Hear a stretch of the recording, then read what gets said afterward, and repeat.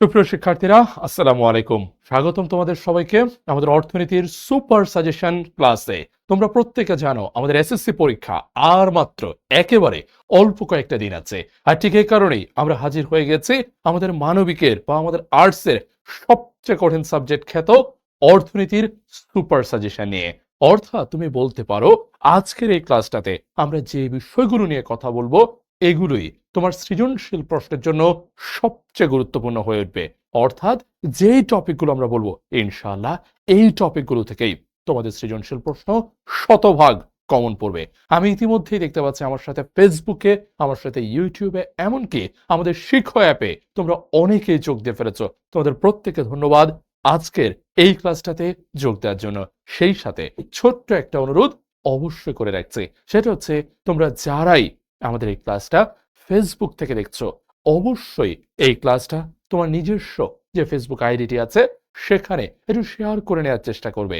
তাহলে যেটা হবে, পরবর্তীতে তুমি যখন পরীক্ষার আগের দিন, অর্থনীতি পরীক্ষার আগের দিন যখন তুমি জানার চেষ্টা করবে বা দেখার চেষ্টা করবে, অবশ্যই সমাধানটা দেখে নিতে পারবে বা কোন কোন বিষয়ে তোমাকে পড়তে বলা হয়েছে সেগুলোর একটা বিস্তারিত ধারণা তখন তুমি আবার জেনে নিতে পারবে। তাই অবশ্যই প্রত্যেককে অনুরোধ করব এই ক্লাসটা শেয়ার করে দেওয়ার জন্য। তোমরা যারাই ফেসবুক থেকে এই ক্লাসটা দেখছো অবশ্যই এই ক্লাসটা শেয়ার করে নেওয়ার চেষ্টা করবে। এরপর আরো একটা গুরুত্বপূর্ণ কথা আছে, সেটা হচ্ছে এই যে ক্লাসটা তুমি দেখছো ক্লাসের নিচ দিয়ে একটা ছোট্ট লাইন কিন্তু চলে যাচ্ছে। এই ক্লাসটার পিডিএফ নোট এবং বিষয়ভিত্তিক প্রশ্ন ব্যাংক পেতে হলে ফর্মটা পূরণ করতে হবে। অর্থাৎ তোমাকে এখানে চমৎকার করে আমি লিখে দিয়েছি 500 এমসিকিউ, 100 জ্ঞানমূলক এবং 100 অনুধাবনমূলক প্রশ্ন তোমার জন্য, শুধুমাত্র তোমার জন্য রেডি করা আছে। অর্থনীতির উপরে 500টা এমসিকিউ প্রশ্ন, 100টা জ্ঞানমূলক প্রশ্ন, 100টি অনুধাবনমূলক প্রশ্ন একেবারে চমৎকার করে তোমাদের জন্য রেডি করা আছে। তাই অবশ্যই তোমরা যারা এটা পেতে চাও তাদেরকে অবশ্যই যে ফর্মটা তোমার ফেসবুকের লিংক আকারে দেওয়া আছে সেই লিংকে গিয়ে এই ফর্মটা ফিল আপ করে ফেলতে হবে। এই ফর্মটা ফিল আপ করে দেওয়ার মধ্য দিয়েই তুমি এই 500 এমসিকিউ, 100 জ্ঞানমূলক, 100 অনুধাবনমূলক প্রশ্ন পেয়ে যাবা। এবং আমরা শতভাগ নিশ্চয়তা দিয়ে বলতে পারি ইনশাআল্লাহ এখান থেকেই তোমার পুরোপুরি কমন চলে আসবে। এরপর আমি দেখতে পাচ্ছি তোমরা অনেকে আমাকে সালাম জানিয়েছো। ওয়ালাইকুম আসসালাম তোমাদের প্রত্যেককে। মাহফুজা হাসানকে দেখতে পাচ্ছি, ওয়ালাইকুম আসসালাম মাহফুজা। আলহামদুলিল্লাহ আমি বেশ ভালো আছি। সাইমাকে দেখতে পাচ্ছি, সাইমা রহমান লিখেছে ভাইয়া কেমন আছেন? আলহামদুলিল্লাহ সাইমা আমি বেশ ভালো আছি। এর পাশাপাশি ফেসবুকে যারা দেখছো, কোথা থেকে দেখছো, কেমন আছো সেটিও একটু জানিও। তাহলে চলো আমরা অনেকটুকু সময় কথা বলে ফেলেছি, এবার আমরা আমাদের মূল ক্লাসটা শুরু করি। তবে ক্লাসে যাওয়ার আগে আরেকবার বলছি, তোমরা যারা এই ক্লাসটা ফেসবুক থেকে দেখছো অবশ্যই অবশ্যই তোমাদেরকে যে ফর্মটা দেওয়া হয়েছে তোমাদেরকে লিংকে, অর্থাৎ কমেন্ট বক্সে লিংক আকারে একটা ফর্ম দেওয়া আছে, সেটি অবশ্যই পূরণ করে নেয়ার চেষ্টা করবে।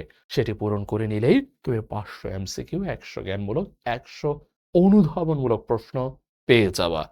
আর আজকের ক্লাসে মূলত আমি তোমাদেরকে প্রত্যেকটা অধ্যায়ের, আমাদের অর্থনীতিতে 6টা অধ্যায় আছে, আমরা এই 6টা অধ্যায়েরই আমরা এই 6টা অধ্যায়েরই কোন টপিকগুলো গুরুত্বপূর্ণ আজকের ক্লাসে সেটা বলে দেব। ঠিক আছে? এরপর সাদমান দেখেছে স্যার আমরা পাবো কিনা। সাদমান এটা কেমন প্রশ্ন হলো? এটা সবার জন্য, অবশ্যই তুমিও পাবে। সাদমান লিখেছে স্যার আমরা পাবো কিনা। অবশ্যই তুমি পাবে, কেন পাবে না? এরপর মৃত লিখেছে পরীক্ষা বেশি কঠিন হবে কিনা। পরীক্ষা কঠিন হবে নাকি পরীক্ষা সহজ হবে সেই বিষয়ে ভয় পেলে চলবে না। পরীক্ষা আমাদেরকে ভালো দিতে হবে। প্রশ্ন কঠিন হোক, প্রশ্ন সহজ হোক, প্রশ্ন যেমনই হোক না কেন, আমাদেরকে ইনশাল্লাহ পরীক্ষাটা দিতে হবে অনেক ভালো করে। তাহলে চলো আমরা প্রথমে একটু যাচাই করে নেই যে তোমরা পরীক্ষাটা ভালো দেওয়ার জন্য কতটা প্রস্তুত। একটু এই প্রশ্নের উত্তরটা একই দেখতে পাচ্ছি, একেবারে ফেটে ফুটে একাকার দেখতে পাচ্ছি। তাহলে আমি বরং তোমাদেরকে প্রশ্নটা করি, এই যে পরীক্ষাটা, তুমি এই পরীক্ষার জন্য কেমন অনুভব করছো? অর্থাৎ সামনে যে তোমার এসএসসি পরীক্ষাটা আসছে, তুমি কেমন অনুভব করছো? তোমার কাছে কি আত্মবিশ্বাসী মনে হচ্ছে নিজেকে, নাকি হতাশ হতাশ লাগছে, নাকি মনে হচ্ছে মোটামুটি মোটামুটি, আর নাকি মনে হচ্ছে নিজেকে একজন ব্যর্থ মানুষ? কোনটা মনে হচ্ছে তোমার নিজেকে? একটু জানাও যে ভাই আমার কাছে আত্মবিশ্বাস লাগছে, আমার হতাশ লাগছে, মোটামুটি হতেও পারে ভালো, নাও হতে পারে ভালো। বন্ধুর উপর নির্ভর করছে ব্যাপারটা। নাকি নিজেকে ব্যর্থ লাগছে? কেমন অনুভব করছো নিজেকে? একটু জানাও। একটু জানানোর চেষ্টা করো তুমি কেমন অনুভব করছো। আমি দেখতে পাচ্ছি আমাদের অ্যাপে অনেকেই লিখছে। যারা তোমরা প্লিজ ফেসবুকে আছো, তারাও একটু লিখার চেষ্টা করো যে ভাই তুমি কেমন অনুভব করছো। আমি দেখতে পাচ্ছি ঐশ্বর্য, সে বলেছে ভাইয়া ইনশাল্লাহ আমি ভালো করব। ঐশ্বর্য চমৎকার। হাফিজকে দেখতে পাচ্ছি, হাফিজ বলেছে এই নাম্বারটা। এরপর আফসানা রশিদি, আফসানা বলেছে ভাই I am so much confident, I already finished all my subject and I am hoping for the best. সাবাশ আফসানা, ইটস এক্সেলেন্ট। এরপর দেখতে সাইমা, তোমার কাছে হয়তো সাইমা লিখেছে তার কাছে মোটামুটি লাগছে, বাট সাইমা তোমার উপর আমার বিশ্বাস আছে। আমি বিশ্বাস করি তুমি চমৎকার একটা রেজাল্ট করবে, ঠিক আছে? তোমার নামটা প্রত্যেকটা ক্লাসে আমি পড়েছি এবং আমি নিশ্চিত তুমি ভালো করবাই।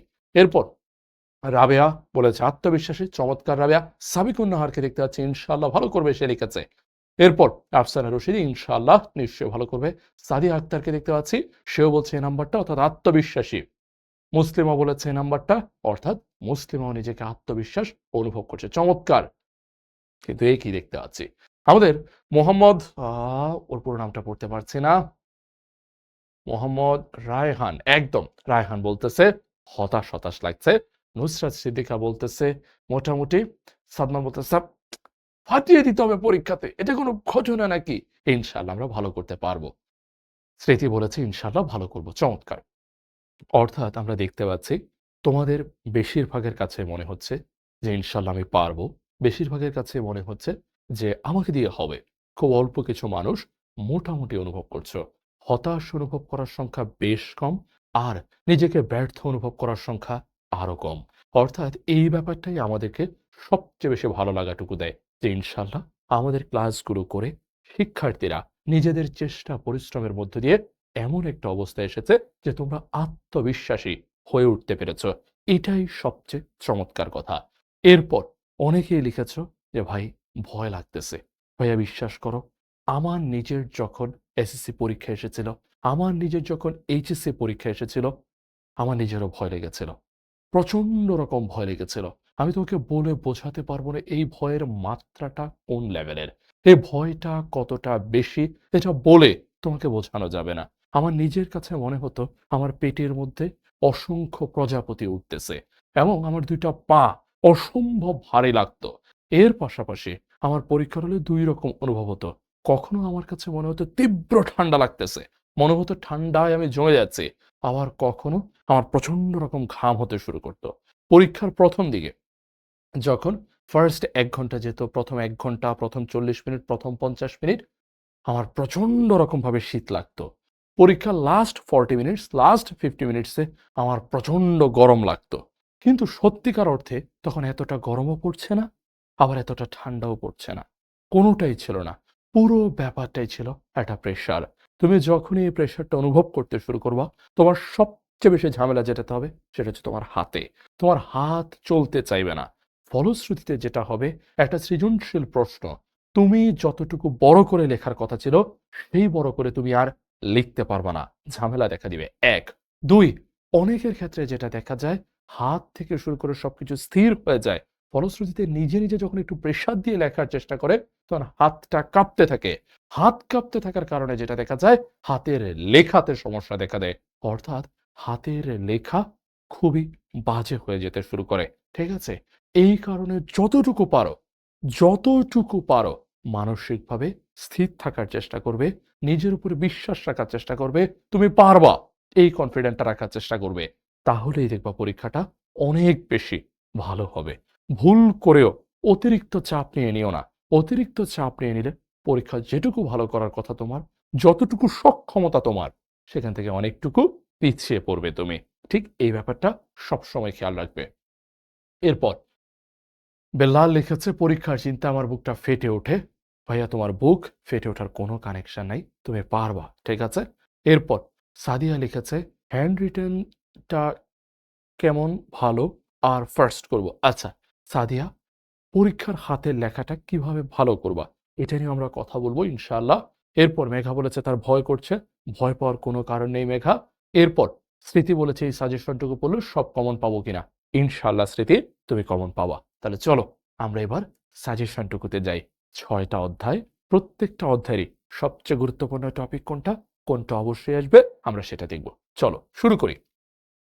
ফার্স্টেই আমাদের অধ্যায়গুলো একটু দেখে নেওয়া দরকার। আমাদের এই বছর এসএসসি পরীক্ষাতে আলহামদুলিল্লাহ পুরো বইটা নেই। আমাদের মাত্র ৬টা অধ্যায় আছে। তোমরা দেখতে পাচ্ছ আমাদের এই ৬টা অধ্যায়ের উপরে পরীক্ষা হবে। তোমরা অবশ্যই গুরুত্ব দেওয়ার চেষ্টা করবা ১ম দিকের অধ্যায়গুলোতে। তোমরা ১ম দিকের অধ্যায়গুলোতে একটু বেশি গুরুত্ব দেওয়ার চেষ্টা করবা। নিচের দিকের অধ্যায়গুলো একটু বেশি লেখা-টেখা ভিত্তিক। আর ১ম দিকের অধ্যায়গুলোতে একটু একেবারে অল্প যদিও হালকা কিছু ম্যাথ আছে, হালকা কিছু ভাইয়া গ্রাফ বা লেখচিত্র আছে। তুমি সবসময় অর্থনীতি পরীক্ষায় ভাইয়া তুমি মাথায় রাখবা, যত তুমি লেখচিত্র আঁকতে পারবে, তুমি লেখচিত্র আঁকতে পারবে এবং একই সাথে যত ভাইয়া তুমি হচ্ছে অঙ্ক করে উত্তরটা বের করতে পারবে, তত তোমার ভালো নাম্বার পাওয়ার তত তোমার ভালো নাম্বার পাওয়ার চান্স বেড়ে যাবে। সুতরাং তোমার কাছে যদি ২টা অপশন থাকে যে ভাই আমার সামনে ২টা অপশন আছে। ১ একটা বর্ণনামূলক প্রশ্ন, ২ আমার সামনে একটা লেখচিত্র আছে, অঙ্ক করতে হবে, এরকম একটা প্রশ্ন এসছে। আমি কোনটা অ্যান্সার করব? ধরো তুমি ২টাই পারো। তুমি কোনটা অ্যান্সার করবা?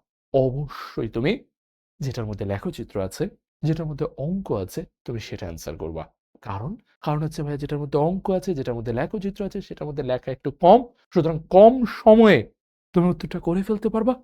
নাম্বারটা ৪ এ ৪, ৩ এ ৩ তুমি পেয়ে যাবা। তাই obviously মাথায় সেট করে ফেলো যে ভাই প্রশ্ন আসছে, লেখচিত্র আছে, অঙ্ক আছে, এরকম একটা প্রশ্ন, আবার লেখার একটা প্রশ্ন। ২টেই পারলে লেখচিত্রটা অ্যান্সার করব। ক্লিয়ার আশা করি। এরপর চলো প্রতিটা অধ্যায় নিয়ে এবার ধীরে সুস্থে বিস্তারিত কথাবার্তা বলি। সাবিকুন নাহার একটা কথা লিখেছে। ও লিখেছে স্কুলে অলওয়েজ হচ্ছে এ আসতো। এখন এ প্লাস তো স্কুলে কখনো পাইনি। আমার মূল পরীক্ষাতে মূল পরীক্ষাতে আমি এ প্লাসটা পাবো কিনা। সাবিকুন নাহার স্কুলের পরীক্ষাতে যেন আমরা একটা চাপে থাকি, যেন সব সময় আমি এখনো পারছি না, আরো পড়া দরকার, আরো পড়া দরকার। এই অনুভূতিটা যেন আমার মধ্যে থাকে। তাই স্যারেরা নাম্বার দেওয়ার সময় তোমার লেখাটা ভালো হলেও দেখা যেত ১-২ মার্ক কম করে দিত। তুমি খেয়াল করো প্রতিটা সৃজনশীলে যখন ১ মার্ক ২ মার্ক কমে যায় তখন মোট মার্ক তোমার কমতে শুরু করে। ঠিক এই কারণেই পরীক্ষাতে তুমি এ পেতে। কিন্তু এখন ইনশাআল্লাহ তুমি মূল পরীক্ষাতে এ প্লাসটা পাবা। বিশ্বাস রাখো। ঠিক আছে? সামনে আসো। এবার টপিকগুলো দেখতে শুরু করি। চলো আমরা প্রত্যেকটা টপিক একটা, একটা করে দেখব। কোন টপিকটার গুরুত্ব সবচেয়ে বেশি বোঝার চেষ্টা করব। ফার্স্ট অধ্যায়টাতে আসো। আমাদের এই সিলেবাসের ১ম যে অধ্যায়টি অর্থনীতির গুরুত্বপূর্ণ ধারণাসমূহ। বোঝো অথবা খাতায় লিখার চেষ্টা করো। অর্থনীতির গুরুত্বপূর্ণ ধারণা সমূহ। ঠিক আছে?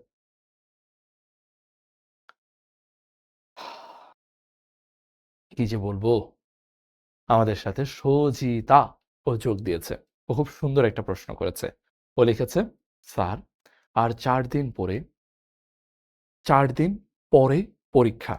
অথচ ও পরে বানানটা ভুল লিখেছে। ও পরেটা লিখে ফেলেছে পড়ে। পরীক্ষা। ও সেটাকে লিখেছে পরিখা। আচ্ছা।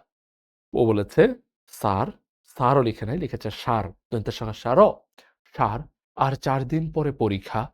আমি সারা বছর কিছুই পড়িনি। পড়িনি বানানো ভুল। এখন কি করব বুঝতেছি না। খুবই মন খারাপ করা একটা কথা। সজিতা, তুমি একটা কাজ করো। তুমি মনোযোগ দিয়ে আগামী ১ টা ঘন্টা আমার কথাগুলো একটু শোনো। আমি তোমাকে কয়েকটা টপিক বলে দেই। তুমি এই টপিকগুলো পড়ার চেষ্টা করো। ঠিক আছে? এই টপিকগুলো পড়ার চেষ্টা করো। তাহলে ইনশাআল্লাহ হয়ে যাবে। ঠিক আছে? ওকে। এবার চলো আগাই। অর্থনীতির গুরুত্বপূর্ণ ধারণাসমূহ। এই অধ্যায়টা থেকে এই অধ্যায়টা থেকে আমাদের সবকিছু ঠিকঠাক থাকলে ভাইয়া ২ টা সৃজনশীল প্রশ্ন আসতে পারে। ঠিক আছে?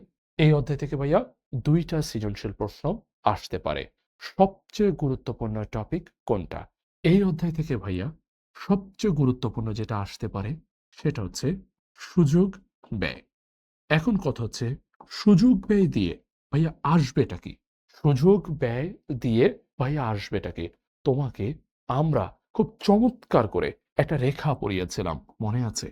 উৎপাদন সম্ভাবনা রেখা। মনে করে দেখো, তোমাকে পড়ানো হয়েছিল উৎপাদন সম্ভাবনা রেখা। ঠিক আছে? এই যে উৎপাদন সম্ভাবনা রেখাটা, এটা আঁকতে পারতে হবে। এটা আঁকতে পারার চেষ্টা তোমাকে করতে হবে। ঠিক আছে? সুযোগ, ব্যয়, উৎপাদন সম্ভাবনা রেখা। এইটা এই অধ্যায় থেকে আসার পসিবিলিটি সবচেয়ে বেশি। ১ নাম্বার। এই অধ্যায় থেকে আসা সবচেয়ে ইম্পর্টেন্ট টপিক হচ্ছে এইটা। সুযোগ, ব্যয়, উৎপাদন সম্ভাবনা রেখা। এটা আঁকার চেষ্টা করতে হবে। সবাই খাতায় লিখো যে ভাই, আমার যদি ২ নাম্বার অধ্যায়, যদিও আমার সিলেবাসের আঙ্গিকে এটাই ১ম অধ্যায়, এখান থেকে যদি প্রশ্ন আসে, ফার্স্ট ইম্পর্টেন্ট টপিক হচ্ছে সুযোগ, ব্যয়, উৎপাদন সম্ভাবনা রেখা ১। ২, এখান থেকে যে টপিকটা নিয়ে প্রশ্ন হবে সেটা হচ্ছে অর্থনৈতিক সম্পদ। সেটা হচ্ছে ভাইয়া অর্থনৈতিক সম্পদ। তুমি একটাবার চিন্তা করে দেখো, কোনো একটা কিছু, কোনো একটা কিছু অর্থনৈতিক সম্পদ হতে হলে ৪ টা বৈশিষ্ট্য থাকতে হয়। মনে আছে না? কোনো একটা কিছু অর্থনৈতিক সম্পদ হতে হলে ৪ টা বৈশিষ্ট্য থাকতেই হবে। এই ৪ টা বৈশিষ্ট্য লিখতে হবে তোমাকে। এই ৪ টা বৈশিষ্ট্য তোমাকে লিখার চেষ্টা করতে হবে। ওই যে মনে আছে তো? উপযোগ থাকতে হয়। মনে আছে না? উপযোগ।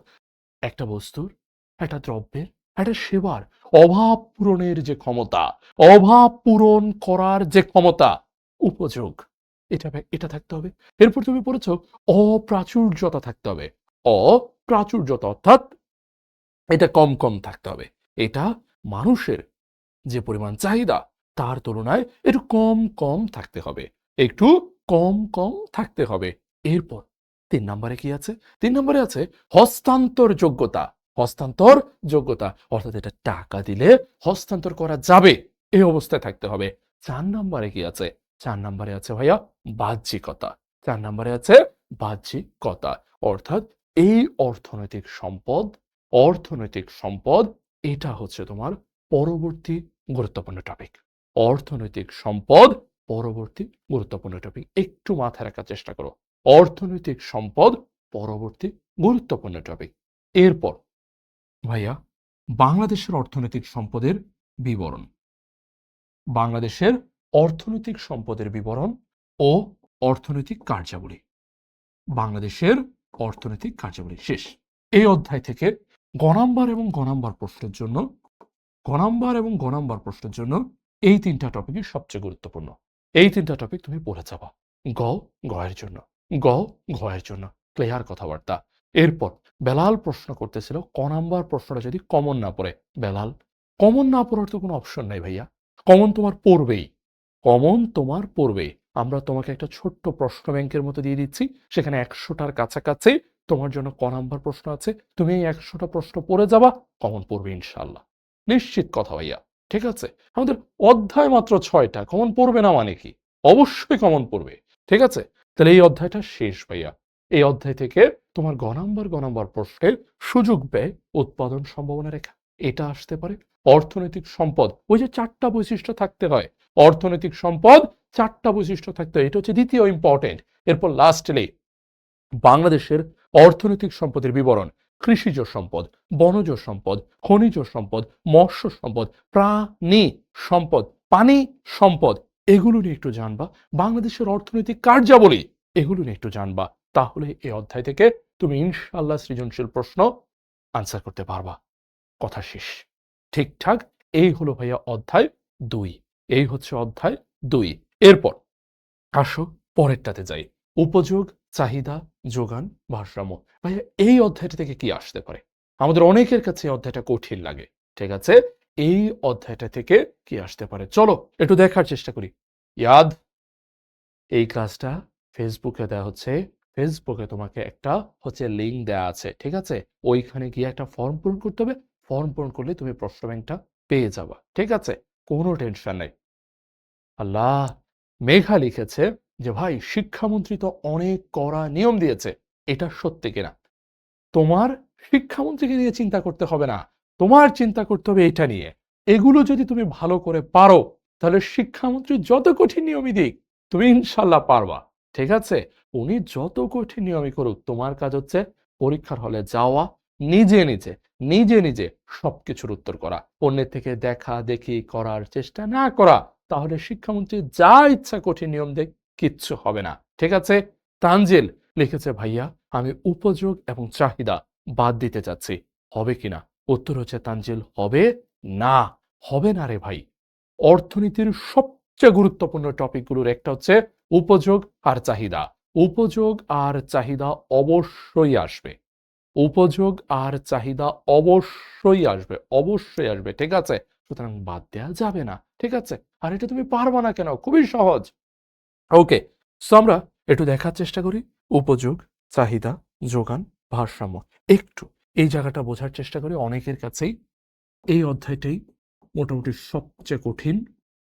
উপযোগ, চাহিদা, যোগান, উপযোগ, চাহিদা, যোগান ও ভারসাম্য। ঠিক আছে? উপযোগ, চাহিদা, যোগান ও ভারসাম্য। ঠিক আছে? কত ইজি না ব্যাপারটা? উপযোগ মনে আছে সবার? উপযোগ কি জিনিস? কোন একটা বস্তুর, কোন একটা দ্রব্যের অভাব পূরণের ক্ষমতা। কোন একটা বস্তুর, কোন একটা দ্রব্যের অভাব পূরণের ক্ষমতা। শেষ। অভাব পূরণের ক্ষমতা, অভাব পূরণের ক্ষমতা, এইটা হচ্ছে উপযোগ। এরপর ভাইয়া আমার লিখিততে কি আসতে পারে?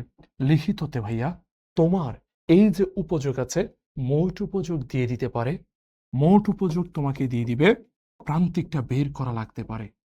মোট দিয়ে দিল, প্রান্তিকটা বের করা লাগতে পারে। মোট দিয়ে দিবে, প্রান্তিকটা বের করা লাগতে পারে। অথবা প্রান্তিকটা দিয়ে দিবে, মোটটা বের করা লাগবে। ঠিক আছে? এটা গেল। এর পাশাপাশি উপযোগ থেকে তুমি এমসিকিউ কিছু প্রশ্ন পাবা। উপযোগ থেকে তুমি এমসিকিউ প্রশ্ন কিছু পাবা। যেমন মনে করো, মোট যদি সর্বোচ্চ হয়, মোট উপযোগ যদি সর্বোচ্চ হয়, এটা কোনো না কোনো একটা বোর্ডে আসবেই আসবে। মোট উপযোগ সর্বোচ্চ হলে প্রান্তিক উপযোগ কি হবে বলো তো সবাই? এটা সবাইকে পড়িয়েছি যে মোট উপযোগ সর্বোচ্চ হলে প্রান্তিক উপযোগ কি হয়, সবাইকে পড়িয়েছি। বলো এটা কি হবে? জ্যোতি শিকদার, জ্যোতি সরকার বলতেছে এমসিকিউ নিয়ে ভয় আছে। এমসিকিউ নিয়ে ভয় থাকার কোনো কারণ নাই। তোমাদের এমসিকিউ সমাধানের জন্য আমি একটা ক্লাস রেকর্ড করতেছি, সেটা দিয়ে দিব জ্যোতি। পাশাপাশি তোমাদেরকে এমসিকিউর একটা বড় সড়ো প্রশ্ন ব্যাংক দেওয়া হবে। 500টা এমসিকিউ থাকবে, একটা বার পড়বা, সবগুলো পারবা। ঠিক আছে? ওকে, চমৎকার। এই যে আফসানা, দেখেছো তোমরা পারো কিন্তু। মুসলিমা আক্তার, তারপর হচ্ছে নুসরাত সিদ্দিকা, আয়েশা, সুমাইয়া ভুল করেছ, সুমাইয়া ভুল করেছ। ঠিক আছে? হাফিজ, জ্যোতি চমৎকার, হাদিসা তাসমিম চমৎকার। সবাই বলেছে যে ভাই মোট উপযোগ সর্বোচ্চ হলে প্রান্তিক উপযোগ হবে 0, প্রান্তিক উপযোগ হবে 0। মোট উপযোগ সর্বোচ্চ হলে প্রান্তিক উপযোগ হবে 0, 0। ঠিক আছে?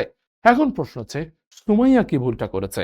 সুমাইয়া লিখেছে যে ভাইয়া এটা সর্বনিম্ন হবে। সুমাইয়া, এটা কিন্তু সর্বনিম্ন না। এটা সর্বনিম্ন না কিন্তু। কারণ আমি জানি যখন মোট উপযোগটা কমতে শুরু করে, যখন মোট উপযোগটা কমতে শুরু করে, প্রান্তিক উপযোগ কিন্তু তখন ঋণাত্মক হয়। অর্থাৎ প্রান্তিক উপযোগ 0-র থেকেও কম হতে পারে। তাই ভুল করে তুমি সর্বনিম্ন বলিও না। সর্বনিম্ন হবে না কিন্তু, সর্বনিম্ন টোটালি রং অ্যান্সার। ঠিক আছে? তাহলে মোট উপযোগ যদি সর্বোচ্চ হয়, প্রান্তিকটা হচ্ছে 0, প্রান্তিকটা হচ্ছে 0। এটা এমসিকিউতে আসবে, এটা এমসিকিউতে আসবে, আমি বলে দিচ্ছি। তুমি দেখবা পরীক্ষার হলে এটা এমসিকিউতে আসবেই আসবে। ঠিক আছে? এরপর আসো চাহিদা নিয়ে একটু কথা বলা যাক। চাহিদাতে কি আসে? হুম, চাহিদাতে প্রথমে আসে যে ভাইয়া কোনো একটা চাহিদা হতে হলে কয়টা শর্ত লাগে? কোনো একটা কিছু চাহিদা হতে হলে কতটি শর্ত লাগবে? 3টা শর্ত লাগবে। কোনো একটা কিছু চাহিদা হতে হলে 3টি শর্ত লাগবে। কোনো একটা কিছু চাহিদা হওয়ার জন্য কয়টা শর্ত পূরণ করতে হয়? 3টা শর্ত। চাহিদা হওয়ার জন্য 3টা শর্ত ফিল আপ করতে হয়। তুমি খুব ভালো করেই জানো। ঠিক আছে? সজিতা এবার বলেছে ও টেনশনে আছে, কিছু কমন কিছু দিন যেন পারি। আচ্ছা, পারি বানানটাও ভুল লিখেছো তুমি। কি যে করা! সজিতা, আমি এই যে টপিকগুলো পড়াচ্ছি, এগুলোই হচ্ছে তোমার পরীক্ষায় আসবে, ঠিক আছে? এখন এগুলো তোমার কমন কিনা সেটা তো আর আমি জানি না, তাই না? এগুলো থেকেই আসবে, ওকে? আচ্ছা, চাহিদা। চাহিদা হতে হলে কয়টা শর্ত ফিল আপ করতে হয়? ৩ টা শর্ত। সো অবশ্যই তুমি কি করার চেষ্টা করবা? ৩ টা শর্তই একটু মুখস্থ করার চেষ্টা করবা। প্রথমত তোমার দ্রব্যটা পাওয়ার জন্য আকাঙ্ক্ষা থাকতে হবে যে এইটা আমি চাই, আকাঙ্ক্ষা। প্রথমত তোমার আকাঙ্ক্ষা থাকতে হবে। দ্বিতীয়ত আকাঙ্ক্ষা আছে, টাকা পয়সা থাকতে হবে। টাকা পয়সা থাকতে হবে। অর্থাৎ দ্রব্যটি ক্রয়ের সামর্থ্য থাকতে হয়। দ্রব্যটি ক্রয়ের সামর্থ্য থাকতে হয়। এবং ৩ নাম্বার সামর্থ্য আছে। সেই টাকাটা খরচ করার ইচ্ছেও থাকতে হবে। অর্থ ব্যয়ের, অর্থ ব্যয় করার ইচ্ছে থাকতে হবে। তাহলে ফার্স্টে কোনটা? আকাঙ্ক্ষা। সেকেন্ডে কোনটা? সেকেন্ডে হচ্ছে ভাইয়া সামর্থ্য। ৩ নাম্বার অর্থ ব্যয়ের ইচ্ছা। এই ৩ টা হলেই বলে চাহিদা হবে। চাহিদার ৩ টা শর্ত। আমি দেখতে পাচ্ছি আয়েশা জ্যোতি হাফিজ লিখে দিয়েছে। এটা কোথায় আসবে? এই যে চাহিদার ৩ টা শর্ত, তুমি একটু মাথায় রাখিও, তোমাকে এক্ষুনি আমি বলে রাখছি, এটা অনুধাবনে আসবে। এটা অনুধাবনমূলক প্রশ্নে জিজ্ঞেস করবে তোমাকে। চাহিদার ৩ টা শর্ত অনুধাবনে ব্যাখ্যা-ট্যাখ্যা করতে বলে। আচ্ছা, এরপর চাহিদা বিধি। এটা কে পারে না? চাহিদা বিধিটা এখানে কে পারে না? সবাই পারে। যে ভাইয়া কোনো কিছু যদি দাম বাড়ে, কোনো কিছুর যদি দাম বাড়ে তাহলে চাহিদা কমে। দাম যদি কমে যায় চাহিদাটা বেড়ে যায়। দাম যদি কমে যায় চাহিদাটা বেড়ে যায়। অর্থাৎ ২ টা জিনিসের মধ্যে ২ টা জিনিসের মধ্যে একটা বিপরীত সম্পর্ক বিদ্যমান। ২ টার মধ্যে দাম আর চাহিদার পরিমাণের মধ্যে বিপরীত সম্পর্ক বিদ্যমান। কথা শেষ। ভাইয়া এরপর চাহিদা রেখাটা আসতে পারে। একদমই তাই। চাহিদা রেখা খুব ইম্পোর্টেন্ট। চাহিদা রেখাটা ভীষণ গুরুত্বপূর্ণ। অথবা চাহিদা রেখা যদি না আসে, বাজার চাহিদা রেখা। বাজার চাহিদা রেখা। এটা বেশ গুরুত্বপূর্ণ। আমি সবাইকে খুব সুন্দর করে শিখিয়েছি যে ভাইয়া তুমি জানো যে খুব ইজিলি চাহিদা রেখাটা কি হবে? নিম্নগামী হবে। চাহিদা রেখাটা নিম্নগামী হবে। বাম থেকে ডানে, বাম থেকে ডানে এটা আমার বাম হাত, এটা আমার ডান হাত। বাম থেকে ডানে নিম্নগামী হয়েছে। কেন এরকম হয়েছে? খুব সহজ। এই পাশে আছে ভাইয়া কোয়ান্টিটিটা, এই পাশে আছে প্রাইসটা। তো যখন প্রাইসটা বেশি তখন দেখেন কোয়ান্টিটিটা কম। যখন প্রাইসটা কম, এই যে কমে গেছে, তখন দেখেন আপনার চাহিদার পরিমাণটা বেড়ে গেছে। অর্থাৎ চাহিদা বিধি, চাহিদা বিধি। চমৎকার করে এই রেখাটা দ্বারা প্রকাশ করা যায়। তাই এই রেখাটা বাম থেকে ডানে নিম্নগামী, বাম থেকে ডানে নিম্নগামী, বাম থেকে ডানে নিম্নগামী। খুবই সহজ, ঠিক আছে? তোমরা যারাই এখনো চাহিদা রেখা আঁকতে পারো না, হয়তো পড়োনি, হয়তো গাফিলতি করেছো, অবহেলা করেছো, প্লিজ আমার অনুরোধ, চাহিদা রেখা এবং বাজার চাহিদা রেখা পড়ে যাওয়ার চেষ্টা করো। বাজার চাহিদাতে কি হয়? বাজার চাহিদাতে একজনের বেশি থাকে, ২ জন ক্রেতা, ৩ জন ক্রেতা থাকে, তাদেরটা যোগ করে বাজার চাহিদা রেখা আঁকতে হয়। তাদেরটা যোগ করে বাজার চাহিদা রেখা আঁকতে হয়। ইজি। এরপরে আসো যোগানে। ভাইয়া যোগান। যোগানেও ফার্স্টে তুমি পড়েছ যোগান বিধি। যোগান বিধিতে কি বলছে? কোনো একটা কিছুর দাম যদি বাড়ে, প্রাইস যদি বাড়ে, তাহলে সেটা সাপ্লাইও বাড়বে। প্রাইস যদি কমে, প্রাইস যদি কমে, তাহলে সাপ্লাইও কমবে।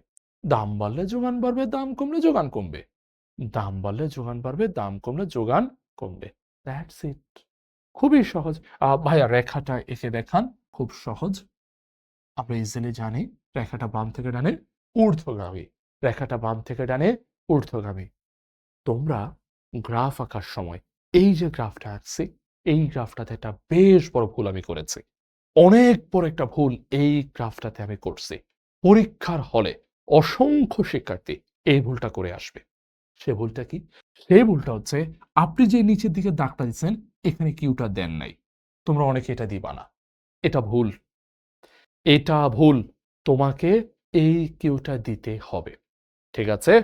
তোমাকে এই যে এখানে কিউটা আছে সেটা সুন্দর করে দিতে হবে। দিবা না? এটা না দিলে তুমি লিখবা এখানে যে যোগানের পরিমাণ। যদি তুমি কিউটা না দিতে চাও তুমি লিখবা যোগানের পরিমাণ। ঠিক আছে? এরপর এই পাশটা তোমাকে লিখতে হবে পি, অথবা তোমাকে লিখতে হবে যে দাম। প্রাইস অথবা দাম তোমাকে এখানে লিখতে হবে। তারপর এই পাশে একটা জিরো দিতে হবে, অর্থাৎ এটা যে একটা মূল বিন্দু, এটা যে একটা মূল বিন্দু এটা বোঝাতে হবে। অতঃপর এটা হচ্ছে তোমার সাপ্লাই কার্ভ, এখানে দিবা এস, এখানে দিবা এস প্রাইম। পরবর্তীতে তুমি বলবা এস এস প্রাইম আমার যোগান রেখা, যোগান রেখা। সেম কথাবার্তা ভাইয়া এটার জন্য প্রযোজ্য। আমি যে এটা আঁকছি ইটস নট পারফেক্ট, এখানে জিরোটা দিতে হবে, অর্থাৎ এখানে ও বা মূল বিন্দু বোঝাতে হবে, অরিজিন পয়েন্ট। আচ্ছা, এটাতে মনে করো ডি, ডি প্রাইম লিখতে হবে, তবেই হচ্ছে ভাই এটা পারফেক্ট হবে, তবেই এটা পারফেক্ট হবে। সাবিকুন নাহার খুব সুন্দর একটা ইম্পর্টেন্ট একটা প্রশ্ন সাবিকুন নাহার করেছে। সাবিকুন নাহার বলতেছে, আচ্ছা ভাই আমি এখানটাতে পি এবং কিউ না দিয়ে, সাপোজ আমি পি কিউ দিলাম না, আমি পি কিউ দিলাম না, আচ্ছা আমি কি করলাম, আমি হচ্ছে ভাইয়া পি কিউ না দিয়ে আমি হচ্ছে লিখলাম যে ভাইয়া এইটা হচ্ছে আমার এক্স অক্ষ, এইটা হচ্ছে আমার ওয়াই অক্ষ, এইটা হচ্ছে আমার মূল বিন্দু। Is it correct? এটা সঠিক কিনা? এটা সঠিক কিনা? উত্তর হচ্ছে সাবিকুন নাহার, এটা সঠিক অবশ্যই হতে পারে যদি তুমি আরো কিছু লাইন লিখো, যদি না লিখো তাহলে ভুল। কিরকম? আমার এখানে কিউটা দেখলেই যে কোনো একজন বুঝবে যে এটা কোয়ান্টিটি বুঝিয়েছি। এখন তোমার এখানে আমি এক্স দেখে বুঝতে পারছি না, সুতরাং তুমি এবার এই গ্রাফটা নিচে লিখে দিতে হবে যে এখানে ও এক্স অক্ষে বা ও এক্স রেখাতে আমরা যোগানের পরিমাণ দেখিয়েছি বা চাহিদার পরিমাণ দেখিয়েছি, ও এক্স অক্ষে পরিমাণ দেখিয়েছি, এটা বলতে হবে। এবার তুমি যদি এক্স দাও ভুল না, সঠিক, সঠিক, কিন্তু লিখে দিতে হবে, লিখে দিতে হবে। তোমাকে এখন লিখতে হবে যে ও ওয়াই অক্ষে, ও ওয়াই অক্ষে দাম বসানো হয়েছে বা দাম বোঝানো হয়েছে, এটা তোমাকে লিখে দিতে হবে, ঠিক আছে? আর যদি লিখে দিতে না চাও, আমার মতো যদি একটু ফাঁকিবাজ হও, তাহলে তুমি সুন্দর করে কিউ আর পি দিয়ে সেরে ফেলবা। কিন্তু তুমি যদি খুব ভালো ছাত্রী হও, পি কিউ না দিয়ে, কারণ পি কিউ স্যার নাও বুঝতে পারে, সুন্দর করে এটা লিখে দেবা, যোগানের পরিমাণ লিখে দেওয়াটা সবচেয়ে ভালো, লিখে দেওয়াটা সবচেয়ে ভালো। যোগানের পরিমাণ এবং দাম, যোগানের পরিমাণ এবং দাম লিখে দেয়া সবচেয়ে ভালো। আচ্ছা, এবার এখান থেকে একটা সিকিউ আসবে, এত কষ্ট করে এত বড় অধ্যায় না পড়ে বাকি ৫টা অধ্যায় পড়া বেশি কার্যকর না? উত্তর হচ্ছে তানজিল না। এই অধ্যায়টা থেকে, এই অধ্যায়টা থেকে তোমার অন্তত পক্ষে ৫টা এমসিকিউ আসবে, ঠিক আছে? সো তানজিল, এই 5টা এমসিকিউ আনসার করা লাগবে না, ১ নম্বর কথা। ২ নম্বর কথা, এই যে গ্রাফটা, এই গ্রাফটা আঁকা, এই গ্রাফটার বিবরণ দিলে, বিবরণ দিতে আমার সর্বোচ্চ ৪ থেকে ৫ লাইন লাগবে, সাথে সাথে ফুল মার্কস। কিন্তু তোমার অন্যান্য যে সহজ অধ্যায়গুলো আছে, সেই অধ্যায়গুলো থেকে তুমি ফুল মার্কস যত সুন্দর করে লিখো, ৪ এ ৪, ৩ এ ৩ দিবে কিনা স্যারের মর্জির উপর নির্ভর করে। কিন্তু এখানে স্যারের উপর নির্ভর করে না। ঠিকঠাক এঁকেছি, আমাকে ফুল মার্কস দিতে স্যার বাধ্য। খুব ইজি কথাবার্তা, খুবই ইজি কথাবার্তা, ঠিক আছে? তোমাকে আমি বলে দিচ্ছি চাহিদার ৩টা শর্ত, এটা কোনো না কোনো একটা বোর্ডে এমসিকিউতে আসবে। ১ নাম্বার, এরপর মোট এবং প্রান্তিক উপযোগের মধ্যে যে সম্পর্ক, এইটা থেকে এমসিকিউ কোনো না কোনো বোর্ডে আসবেই আসবে, আসবেই আসবে ভাই। আমি যদি, কিন্তু, অথবা কোনো শব্দ ব্যবহার করছি না, আমি সরাসরি বলছি সবকিছু ঠিক থাকলে এখান থেকে প্রশ্ন আসবেই আসবে, ঠিক আছে? সো দ্যাটস ওয়াই ইম্পর্টেন্ট এটা, ঠিক আছে? অবহেলা করার কোনো ওয়ে নাই। তারপর ইয়াদ আলী একটা ভালো প্রশ্ন করেছে, সে বলছে এটার জন্য কি আমাকে গ্রাফ পেপার দিবে? উত্তরটা হচ্ছে ইয়াদ, তোমার আর ২ দিন পরে এসএসসি পরীক্ষা। এর আগে তুমি যে টেস্ট পরীক্ষা দিচ্ছ, তুমি যে প্রি টেস্ট পরীক্ষা দিচ্ছ তোমার স্কুলটাতে, ওইখানে তোমার গ্রাফ পেপার দিয়েছিল? দিয়েছিল গ্রাফ পেপার? উত্তর হচ্ছে না, তোমাকে গ্রাফ পেপার টেপার কিচ্ছু দিবে না। আমি যেভাবে এঁকে ফেলেছি তুমিও সেভাবে এঁকে ফেলবা, তবে আমি কোন স্কেল টিস্কেল ব্যবহার করিনি, তুমি স্কেল ব্যবহার করবে, ঠিক আছে? ওকে, তারপর আর কোনো প্রশ্ন ছিল?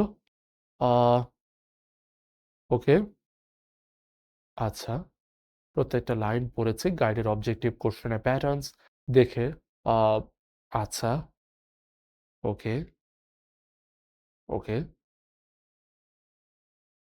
এক্সাক্টলি। আফসানা খুব সুন্দর একটা কথা লিখেছে। সে লিখেছে, ভাই আগে গাইড টাইড সবকিছু পড়ছি, কিন্তু লাস্ট কিছুদিন ধরে শুধু মূল বইটাই পড়েছি। এখন আমি ভালো করতে পারবো কিনা? উত্তর হচ্ছে অবশ্যই পারবা। ঠিক আছে? তোমাদের যাদেরই একটু পড়া-টরা কম হয়েছে যে, "ভাই আমি তো সবকিছু পড়িনি। এখন কোন জায়গাটাতে বেশি ফোকাস করব?" উত্তর হচ্ছে মূল বইটাতেই তোমরা বেশি ফোকাস করবা। অবশ্যই আফসানা ঠিক কাজই করেছ। ওকে।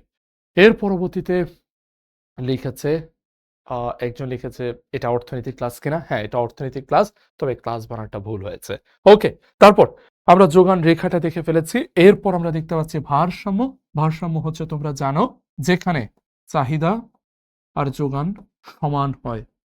যেখানে চাহিদা এবং যোগান সমান হবে সেখানেই হচ্ছে ভারসাম্য হবে।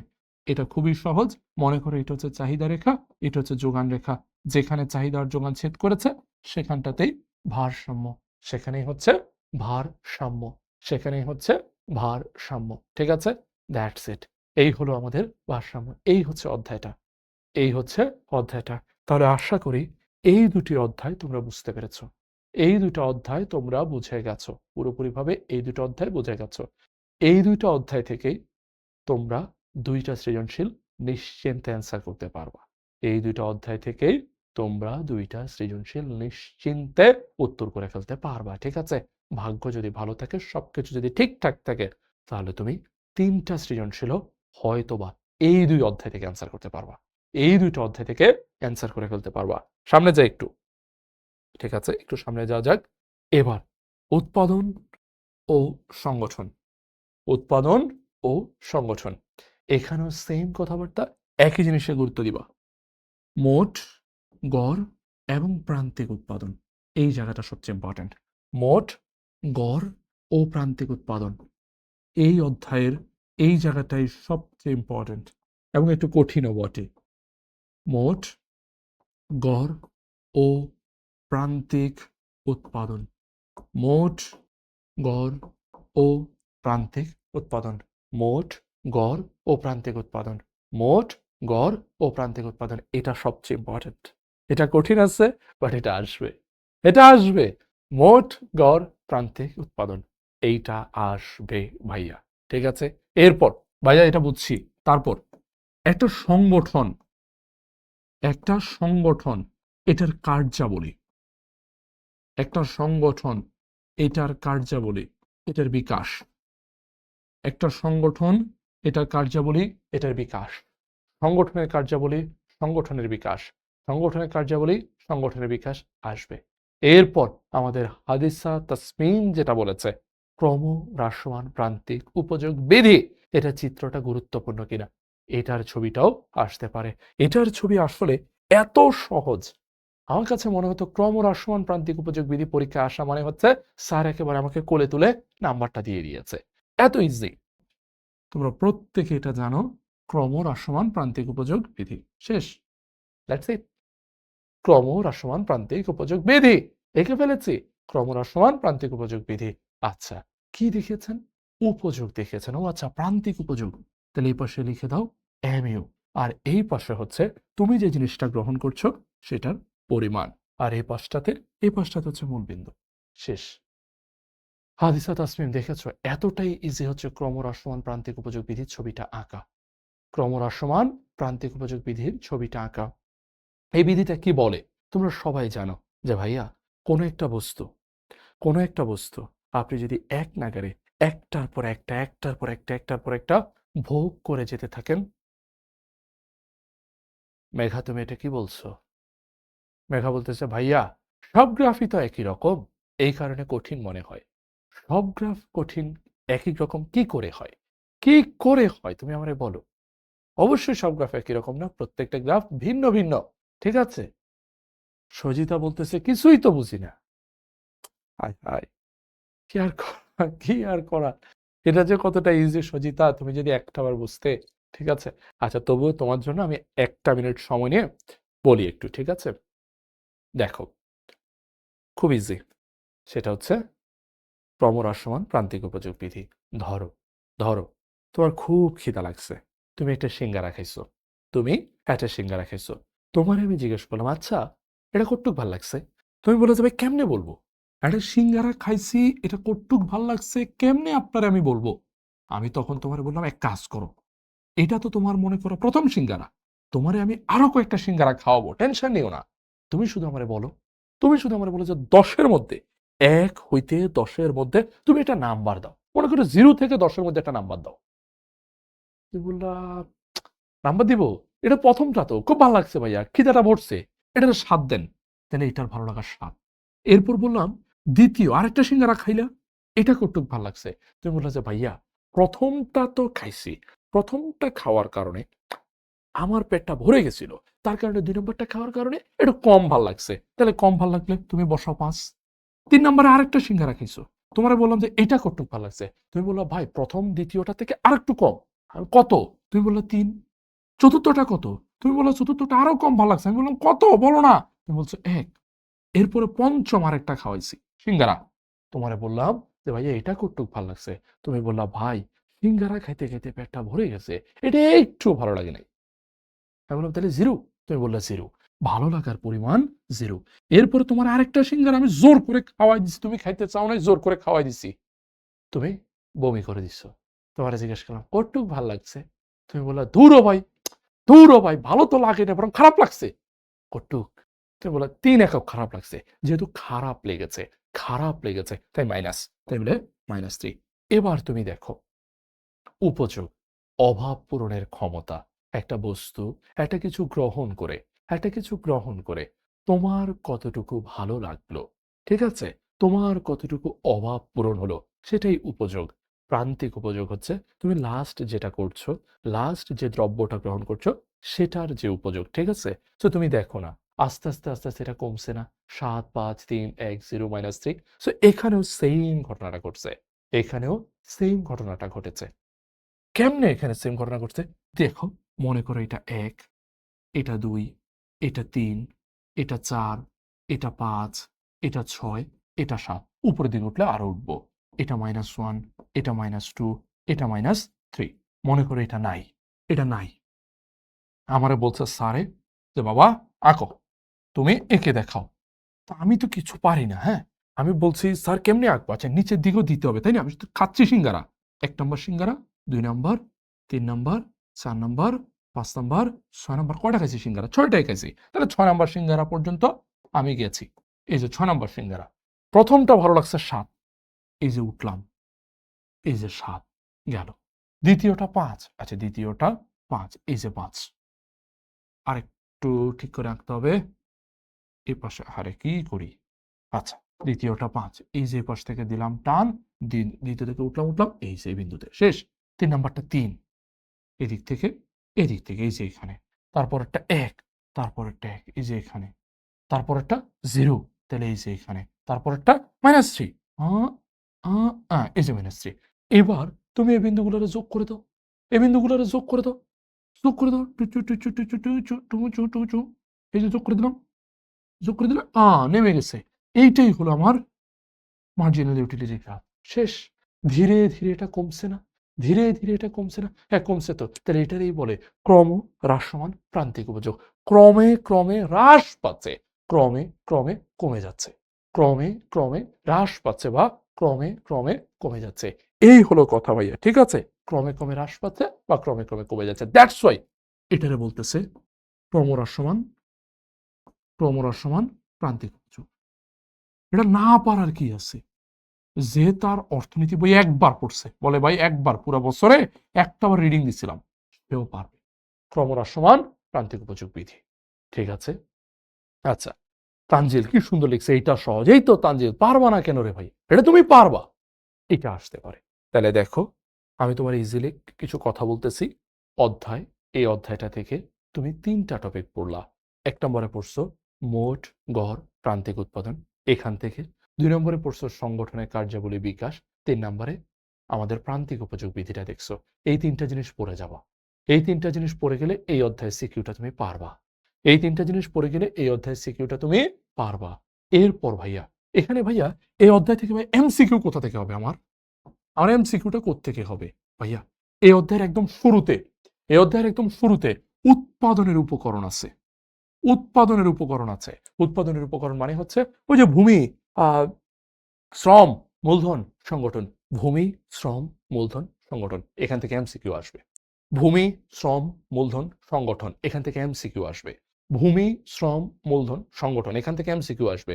তোমার জিজ্ঞেস করবে যে ভাইয়া কোনটা হচ্ছে জীবন্ত উপকরণ?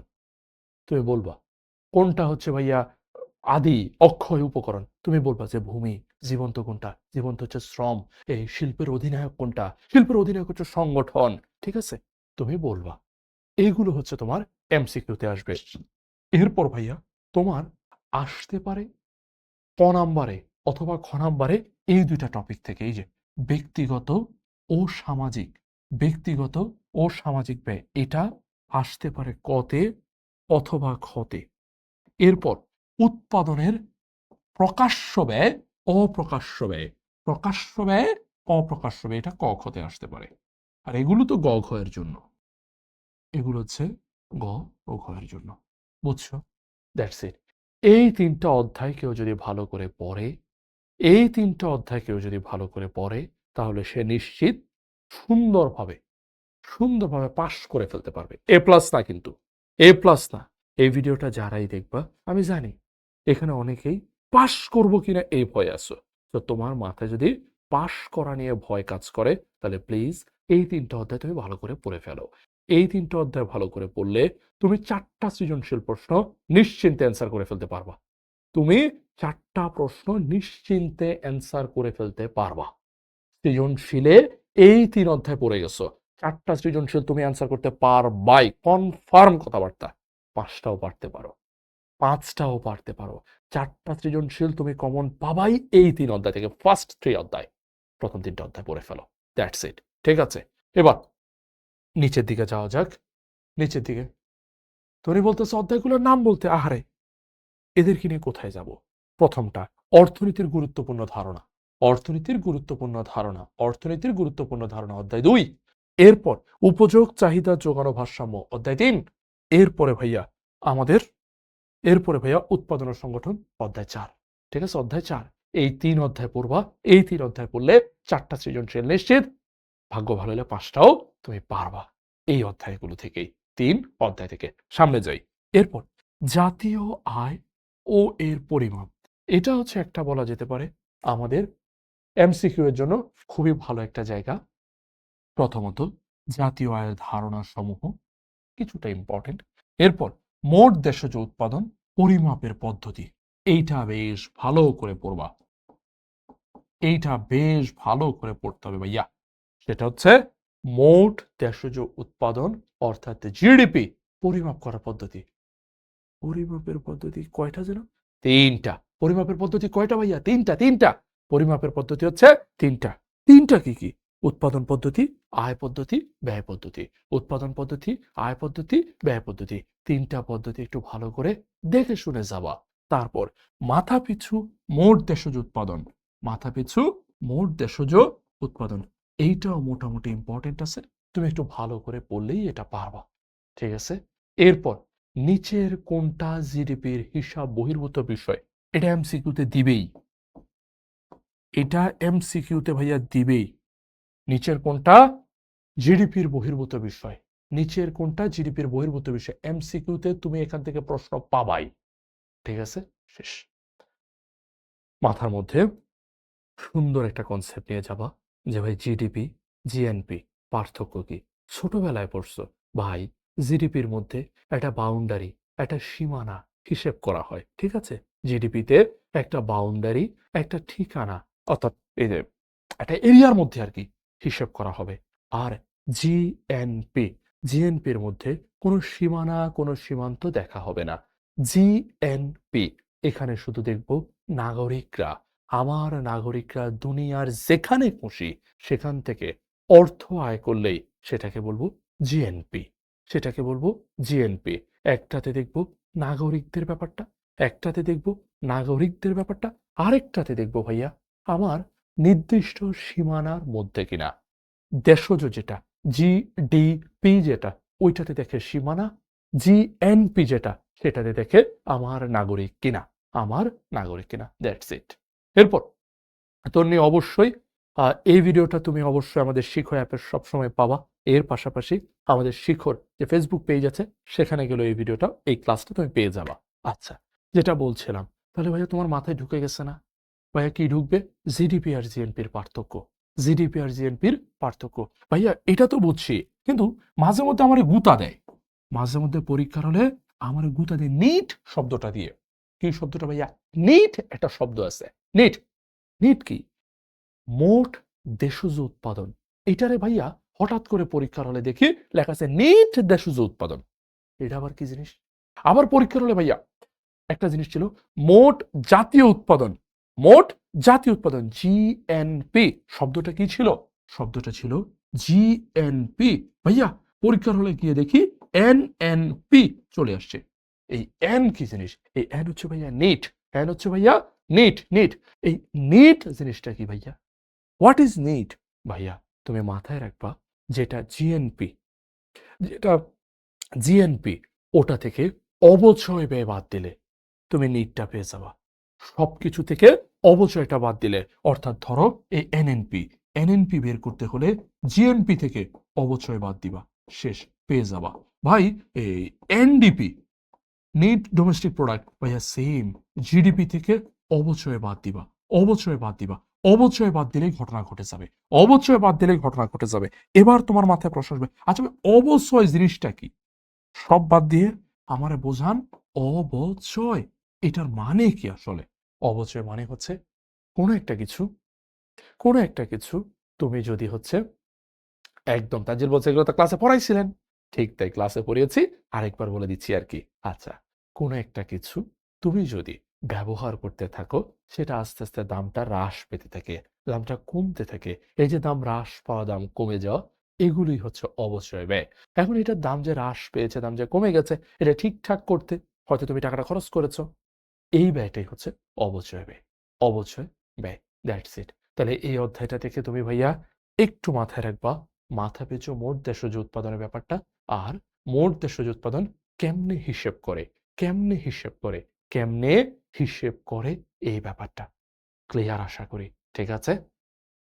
আমি আবারও আরেকটা কথা বলে দিচ্ছি, যারা ফেসবুক থেকে দেখছো, যারা ফেসবুক থেকে দেখছো, তারা অবশ্যই ক্লাসটা শেয়ার করবা, যেন পরবর্তীতে আবার তুমি দেখতে পারো। এর পাশাপাশি তোমার ফেসবুকের কমেন্ট বক্সে একটা লিঙ্ক দেওয়া আছে, সেই লিঙ্কে গিয়ে একটা ফর্ম ফিল আপ করতে হবে। ওই ফর্মটা ফিল আপ করলেই তুমি 500টা এমসিকিউ পেয়ে যাবা, 100টা ক নাম্বার, 100টা খ নাম্বার প্রশ্ন পেয়ে যাবা। ঠিক আছে? এরপর যারা আমাদের অ্যাপ থেকে ক্লাসটা দেখছো, যারা অ্যাপ থেকে ক্লাসটা দেখছো, অনেকেই বলতেছো যে ভাই, গুরুত্বপূর্ণ এমসিকিউ গুলার একটা পিডিএফ দরকার। তুমি পাবা তো, টেনশন করতেছো কেন? তুমি পাবা, টেনশন কিসের? তোমার এই গুরুত্বপূর্ণ এমসিকিউর একটা PDF file with a class, একটা ক্লাস সহ, আমার একটি ক্লাস সহ দেওয়া হবে। তুমি টেনশন করো কিসের জন্য?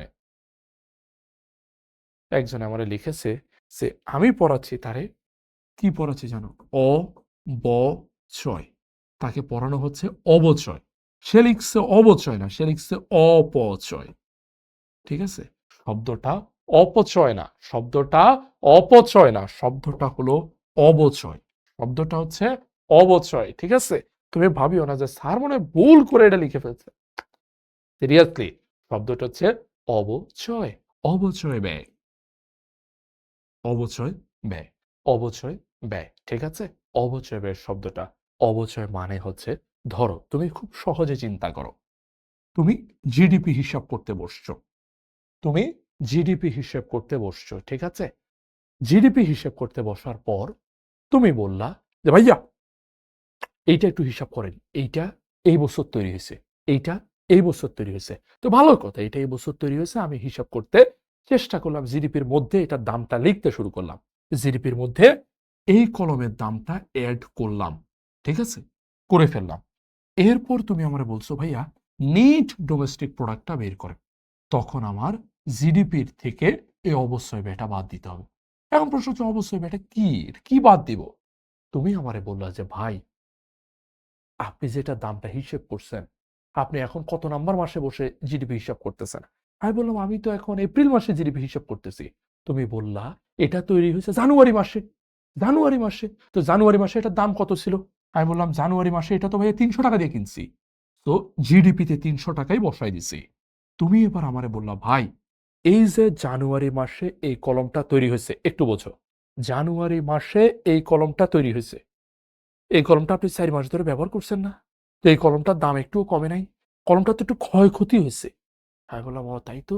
তো ক্ষয়ক্ষতি হওয়ার কারণে কতটুকু দাম এটার কমছে? কতটুকু কমছে? তুমি বললা, ভাই এটা ক্ষয়ক্ষতি হওয়ার কারণে, এটা আপনি ব্যবহার করার কারণে এটার দাম ধরেন ৳১০০ কমে গেছে। এই ৳১০০ হচ্ছে অপচয় ব্যয়। এই ৳১০০ হচ্ছে অপচয় ব্যয়। তাহলে আমার নিট ডোমেস্টিক প্রোডাক্ট হচ্ছে এখন ৳২০০। শেষ। ৳১০০ কি? ৳১০০ হচ্ছে ক্ষয়ক্ষতিজনিত ব্যয়। এটা ক্ষয়ক্ষতি হইছে না? এটা ক্ষয়ক্ষতি হইছে। তার কারণে দাম কমছে কিছুটা। ও আচ্ছা, বুঝছি। সো এই হলো ঘটনা। অথবা মনে করো এটার ক্ষয়ক্ষতি হয় নাই। এটারে আমি একেবারে নতুনের মতো রাখার জন্য নিজেই ৳১০০ খরচ করছি। তো নিজেই যদি ৳১০০ এটার পিছনে খরচ করি, ওই ৳১০০ বাদ দিতে হয়। ওই ৳১০০ বলে অবশ্যই। ওই ৳১০০ বলে অবশ্যই। যত নিট আছে, যত নিট আছে, বের করার একটাই ওয়ে, অবশ্যইটা বাদ দিবা। যেমন, যেমন হচ্ছে ধরো তোমার এনএনপি বের করতে বলছে। তো এনএনপি কোত্থেকে আসছে? এনএনপি আসছে জিএনপি থেকে। তো জিএনপি থেকে অবশ্যইটা বাদ দিবা। জিএনপি থেকে অবশ্যইটা বাদ দিবা। শেষ। ইজি। টেনশন করার কোনো কারণ নেই, তুমি পারবা। জাতীয় আয় ও এর পরিমাপ। তাহলে জাতীয় আয়ের মধ্যে মোট দেশজ উৎপাদন এবং মোট জাতীয় উৎপাদন, এই দুটা কনসেপ্ট একটু দেখবা ভালো করে। পাশাপাশি মোট দেশজ আর জাতীয়ের ডিফারেন্সটা কি? খুব সহজ একটা ডিফারেন্স, বা একটা সীমানার মধ্যে আরেকটা নাগরিকটা, একটা সীমানার মধ্যে আরেকটা নাগরিকটা। শেষ। এরপর এমসিকিউর জন্য কোনটা ইম্পর্টেন্ট? জিডিপির বাইরে কোনগুলা, জিডিপির মধ্যে ধরা যাবে না কোনগুলা, ওটা important for your MCQ question. Okay, সামনে আগাই। এরপর আমরা একটু দেখার চেষ্টা করি এই দুইটা হচ্ছে চ্যাপ্টার। এই দুইটা চ্যাপ্টারে আমাদের লাস্ট খুবই সহজ দুইটা চ্যাপ্টার। একটা চ্যাপ্টার হচ্ছে অর্থ ও ব্যাংক ব্যবস্থা। অর্থ ও ব্যাংক ব্যবস্থা। অর্থ ও ব্যাংক ব্যবস্থার মধ্যে ফার্স্ট যেখানে গুরুত্ব দিবা, অর্থের কার্যাবলী। অর্থের কার্যাবলী। অর্থ, অর্থ, টাকা তোমার পকেটে আছে না? আছে। এই টাকা কি করে? এই টাকা কি করতে পারে? এটাই হচ্ছে আমার প্রথম ইম্পর্টেন্ট কোশ্চেন। টাকা কি করতে পারে? টাকা কি করতে পারে? এরপর, এরপর ভাইয়া এই অধ্যায়তে ৩ রকমের ব্যাংক নিয়ে কথা আছে। ১ নাম্বার কেন্দ্রীয় ব্যাংক, ১ নাম্বার কেন্দ্রীয় ব্যাংক, ২ নাম্বার বাণিজ্যিক ব্যাংক, ২ নাম্বার বাণিজ্যিক ব্যাংক। এরপরে আছে ভাইয়া যে অনেক রকম ব্যাংক আছে, যেমন সমবায় ব্যাংক, যেমন গ্রামীণ ব্যাংক। তো এই জাতীয় যে ব্যাংকগুলো আছে, এগুলোর বিবরণ আছে। যে কোনো একটা কিছু আসবে, যে কোনো একটা কিছু আসবে, যে কোনো একটা ব্যাংক পরীক্ষার হলে তুমি পাবা। হয় কেন্দ্রীয় পাবা, না হলে বাণিজ্যিক পাবা, না হলে আমাদের যে বিশেষায়িত ব্যাংকগুলো আছে, যেমন সমবায় ব্যাংক, গ্রামীণ ব্যাংক, শিল্প উন্নয়ন ব্যাংক, এগুলো যে কোনো একটা তুমি পাবা। ঠিক আছে? এখানে ভাই আমার পক্ষে বলা পসিবল না যে এই ব্যাংকটা আসবে। এই ৩ টা যেকোনো একটা আসবে। এই ৩ টার যেকোনো একটা আসবে। কিন্তু কোনটা সেটা? এটা বলতে পারব না ভাইয়া। সরি। একেকটা বোর্ডে একেকটা আসবে। একেকটা বোর্ডে একেকটা আসবে। হয়তো তুমি পড়ে গেছো বাণিজ্যিক ব্যাংক, তুমি যায়া দেখবা পরীক্ষার হলে চলে আসছে কেন্দ্রীয় ব্যাংক। ঠিক আছে? এটা না করতে চাইলে তুমি ৩ টা ব্যাংকেই পড়ে যাও। তুমি ৩ টা ব্যাংকে একটু পড়ে যাওয়ার চেষ্টা করবা। আশা করি ক্লিয়ার। ৩ টা ব্যাংকে পড়ে যাওয়ার চেষ্টা করবা। লাস্ট আসো বাংলাদেশ সরকারের অর্থ ব্যবস্থা। অনেকেই এই অধ্যায়টা পড়ো না, অনেকে হচ্ছে ভালো করে পড়াও নাই। ভাই তুমি যদি না পড়ো, তুমি যদি না পড়ো যে ভাই আমি তো পড়ি নাই এটা, আমি এখন কি করব? তুমি যদি না পড়ো, তুমি জাস্ট এই ২ টা জায়গা পড়ে যাবা। ঠিক আছে? পড়লে তো আলহামদুলিল্লাহ। যদি না পড়ো, যদি না পড়ো, ঠিক আছে? তুমি এই ২ টা হচ্ছে দেখে যাবা। কোনটা? বাংলাদেশ সরকারের আয়ের উৎসসমূহ এবং বাংলাদেশ সরকারের ব্যয়ের খাতসমূহ। শেষ। এই ২ টা জায়গা দেখবা। এই ২ টা জায়গা অন্তত দেখবা। আয়ের উৎস, ব্যয়ের খাত। আয়ের উৎস, ব্যয়ের খাত। বাংলাদেশ সরকার কোথায়, কোথায় থেকে আয় করে, কোথায়, কোথায় ব্যয় করে। কোথায়, কোথায় থেকে আয় করে, কোথায়, কোথায় থেকে ব্যয় করে। এটা দেখা লাগবেই ভাইয়া। কারণ এটা এমসিকিউতেও দিবে। কারণ এটা এমসিকিউতেও আসবে। কারণ এটা এমসিকিউতেও আসবে। বাংলাদেশ সরকারের আয়ের উৎস, ব্যয়ের খাত। আয়ের উৎস, ব্যয়ের খাত। শেষ। শেষ। আমাদের ৬ টা অধ্যায় শেষ। এই হচ্ছে সাজেশন। তোমারে প্রত্যেকটা অধ্যায়, এই অধ্যায়ের মাত্র ২ টা টপিক পড়তে বলছি। এই অধ্যায়ের অর্থের কার্যাবলী, ৩ টা ব্যাংক। অর্থের কার্যাবলী, ৩ টা ব্যাংক। পিছনে আসো। পিছনে আসো, জাতীয় আয়ের পরিমাপ তোমারে পড়তে বলছি, জিডিপি, জিএনপি এবং হচ্ছে জিডিপি কিভাবে হিসাব করতে হয় শেষ। এরপরে উৎপাদন ও সংগঠন, উৎপাদন ও সংগঠন থেকে এই দুইটা টপিক পড়বা, এই দুইটা টপিক পড়বা, ঠিক আছে? সামনে আসো, তুমি যদি আরো সামনের দিকে চলে আসো, আমাদের এই অধ্যায়টা, এই অধ্যায় থেকে এই তিনটা টপিক পড়বা। আর উৎপাদন, চাহিদা এবং যোগান ভারসাম্য এই অধ্যায় পুরাটাই একটু পড়তে হবে, কারণ এই অধ্যায় পুরোটাই হচ্ছে গ্রাফ, লেখচিত্র এগুলো নিয়ে, ঠিক আছে? তার কারণে এই অধ্যায় পুরোটাই আমরা দেখেছি। ওকে, আশা করি ক্লিয়ার, আশা করি তুমি পুরোটা বুঝে গেছো। এইবার আসো, আমরা কিছু গুরুত্বপূর্ণ টপিক দেখার চেষ্টা করি। তানজিল, তুমি কোনো টেনশন নিও না, এইটা হয়তো আমি আজকে ক্লাসে পারবো না বলতে, কারণ আজকে ক্লাসটা একটু আরো কিছু স্লাইড আলোচনা করতে হবে। এটা নিয়ে আমি তোমার জন্য একটা ভিডিও তৈরি করেই তোমাদেরকে দিব। তানজিল আমাদেরকে বলেছে যে ভাই রুটিনটা একটু অ্যানালাইসিস করেন, ঠিক আছে? এটা খুবই দরকারি একটা কথা বলেছে, এটা সবারই আসলে দরকার। আমরা এটা নিয়ে আলাদা একটা ভিডিও দিব তানজিল, ইটস প্রমিস। ওকে, এখানটা একটু দেখো, আমাদের অধ্যায় ২ অর্থনীতির গুরুত্বপূর্ণ ধারণা সমূহ। এখানে মূলত বোর্ড ভিত্তিক প্রশ্নের সংখ্যা দেওয়া আছে, যে ভাই কোন টপিকটা থেকে কোন বোর্ডে কেমন প্রশ্ন এসেছিল সেই ব্যাপারটাই এখানে আলাপ আলোচনা করেছে। এখানে বিভিন্ন সাল ধরে ধরে এগিয়েছে, এটা তোমরা একটু দেখবা ফর এমসিকিউর জন্য, যে ভাই এই অধ্যায় থেকে কয়টা এমসিকিউ আসছে, এই অধ্যায় থেকে কয়টা এমসিকিউ আসছে এটা বোঝার জন্য। বিগত 12টা বছর এখানে দেওয়া হয়েছে, অর্থাৎ কুমিল্লা বোর্ডে, কুমিল্লা বোর্ডে, ঠিক আছে, 12 বছরে কিভাবে আসছে দেওয়া আছে, চট্টগ্রাম বোর্ড, যশোর বোর্ড কিভাবে দেওয়া আছে এগুলো দেখবা। ওকে, সামনের দিকে চলে আসি। আহ বাজেট কি খুব বেশি গুরুত্বপূর্ণ? একটু কম গুরুত্বপূর্ণ। আয়ের খাত ব্যয়ের খাতটা বেশি গুরুত্বপূর্ণ, আয়ের খাত ব্যয়ের খাতটা বেশি গুরুত্বপূর্ণ। এরপর পরীক্ষার সময় ব্যবস্থাপনা কিভাবে করব। জান্নাত, তোমার তো একটা মাইট দেওয়া দরকার। জান্নাত এতক্ষণ পরে এসে বলতেছে এমসিকিউর জন্য কি করব। জান্নাত, তোমার জন্য এমসিকিউর 500টা প্রশ্ন রেডি করে প্রশ্ন ব্যাংক আমরা তৈরি করতেছি, দেওয়া হবে, দেওয়া হবে। তুমি টেনশন নিচ্ছ কেন? আমাদের শিখর যে ফেসবুক পেজ আছে সেখানে গিয়ে এখনই একটা ফর্ম পূরণ করে ফেলতে পারো, ফর্ম পূরণ করলেও পেয়ে যাবা, আবার এমনিতেও তোমাদেরকে দেওয়া হবে, ঠিক আছে? আচ্ছা, এবার এটা দেখো, পরীক্ষার সময় কিভাবে তুমি ব্যবস্থাপনা করবার টাইমটা খেয়াল করে দেখো। সিকিউতে, সিকিউতে প্রতিটা সৃজনশীল প্রশ্ন, প্রতিটা সৃজনশীল প্রশ্ন তুমি লিখবা সর্বোচ্চ 20 মিনিট সময় নিয়ে। তুমি সর্বোচ্চ 20 মিনিট সময় নিবা।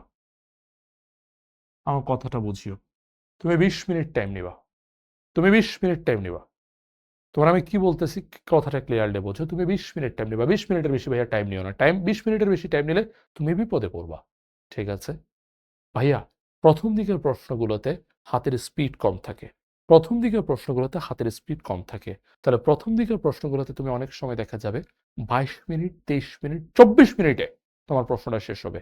ওকে, ইটস অল রাইট, কোনো সমস্যা নাই। একটা প্রশ্নে তুমি 20 মিনিটের জায়গায় 25 মিনিট নিয়েছো, 26 মিনিট নিয়েছো, 24 মিনিট নিয়েছো, ইটস অল রাইট। বাট কোনোভাবেই ভাইয়া প্লিজ কোনোভাবেই 30 মিনিটের বেশি দিও না। অসংখ্য ছেলে পেলে এই কাজটা করে, প্রথম প্রশ্ন ভাই আধা ঘন্টা ধরে সে লিখছে। ভাই যেই ছেলে বা যেই মেয়ে আধা ঘন্টা ধরে লিখছে, ও লাস্টে সৃজনশীল প্রশ্ন ভালো হবে না জীবনেও। এটা জীবনেও তার লাস্টে সৃজনশীল 7 নাম্বার সৃজনশীল সে ভালো লিখতে পারবে না, ইটস গ্যারেন্টি ভাইয়া। সো প্লিজ তুমি অবশ্যই 25 মিনিট ক্রস করিও না। আমি জানি প্রথম দিকে সৃজনশীলগুলো লিখতে তোমার হাতের স্পিড, লেখার স্পিড কম থাকে, কিন্তু তারপরেও তুমি ভাই 25 মিনিট ওভার করিও না। তুমি যদি 30 মিনিটের বেশি লিখে ফেলো, তার মানে তোমার ওইখানে পরীক্ষাতে লাস্টে সৃজনশীল প্রশ্নটা তুমি টাইম কমাই দিলা। তো এটা করা যাবে না, ক্লিয়ার? এরপর যদি তুমি 22 মিনিট, 24 মিনিট, 25 মিনিট নিয়ে ফেলো, তাহলে কি করবা?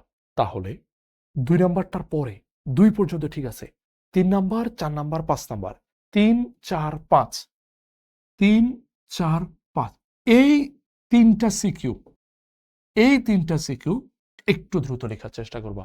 17 থেকে 18 মিনিটে লিখে ফেলার চেষ্টা করবা, ঠিক আছে? এই 3টা সিকিউতে তুমি টাইম রে টান দিবা, এই 3টা সিকিউতে তুমি টাইম রে টান দিবা, ঠিক আছে? এবং এটা দেয়া যায়, এইটা দেয়া যায়। এই 3 নাম্বার, 4 নাম্বার, 5 নাম্বারে তুমি দেখবা প্রেশার সবচেয়ে তোমার কম থাকবে। প্রথম দিকের পরীক্ষার যে জড়তা এটা কেটে যায়, হাতের লেখার স্পিডটা বাড়ে। 3 নাম্বার, 4 নাম্বার, 5 নাম্বারের সময় পুরো রুমটা নীরবে থাকে, প্রচন্ড স্পিডে তুমি লিখে যেতে পারবা। লাস্টের 2টা সৃজনশীলে, অর্থাৎ 6 নম্বর 7 নম্বর সৃজনশীলে তোমার মাথার উপরে যে প্রেশারটা থাকবে, তোমার মাথার উপরে যে প্রেশারটা থাকবে, ওই প্রেশারটা চলে যাবে। মানে মাথার উপরে লাস্টের দিকে যে দুইটা প্রশ্ন এখানে চলে যাবে না, উল্টা বলে ফেলছি, প্রেশার সর্বোচ্চ থাকবে। শেষ দুই সৃজনশীলে শেষ দুইটার মধ্যে মাথায় সবচেয়ে বেশি চাপ পড়ে ভাইয়া, শেষ দুইটার মধ্যে, এবং হাতের লেখা টেখা সব এলোমেলো হয়ে যায়। তাই এই তিনটা সৃজনশীলে স্পিডটা বাড়াবা, মাথায় রাখিও। প্রথম দুইটা সৃজনশীল নর্মালি হচ্ছে একটা সৃজনশীল 20 মিনিট করে লিখবা। যদি হচ্ছে ভাইয়া সৃজনশীল প্রথমগুলোতে বেশি টাইম লেগে ফেলো, তাহলে 3, 4, 5-এ তুমি টাইমটা কমায় আনবা। লাস্টের দুইটার জন্য একটু ভালো টাইম রাখবা, কারণ সে দুইটার সময় বেশ চাপ পড়বে, ঠিক আছে? ও, তোমাদের তো মাত্র 5টা সিকিউ। আরে তোমরা তো দেখি খুব ভালো, তোমাদের তো সংক্ষিপ্ত প্রশ্ন, আমি তো ভুলেই গেছিলাম। তোমরা তো খুবই সৌভাগ্যবান ব্যক্তিরা। আমি কাদেরকে নিয়ে কথা বলছি? সৃজনশীল তো 5টা, তোমাদের তো সংক্ষিপ্ত প্রশ্ন আছে, ওটা তো আরো সহজ, ভুলেই তো গিয়েছিলাম। আমি ইন্টারের কথা মনে করছিলাম শুধু। আচ্ছা, তাহলে তো আরো ভালো, আরো সহজ। তাহলে 3 নাম্বার 4 নাম্বার 5 নাম্বার যেহেতু একটু শেষের দিকের এগুলোতে তোমরা স্পিডটা বাড়ায় আনার চেষ্টা করবা, ঠিক আছে? এটা করবা, খুব ইজি একটা ব্যাপার। এরপর হাতের লেখা ভালো কিন্তু অনেক স্লো, এগুলো বললে হবে না, স্পিড বাড়াতে হবে, স্পিড বাড়াতে হবে। এরপর ভাইয়া কয় পৃষ্ঠা লেখার চেষ্টা করব, এটা কিছুটা তোমার উপর নির্ভর করে যে তুমি কয় পৃষ্ঠা লিখবা, তুমি কয় পৃষ্ঠা লিখবা, ঠিক আছে?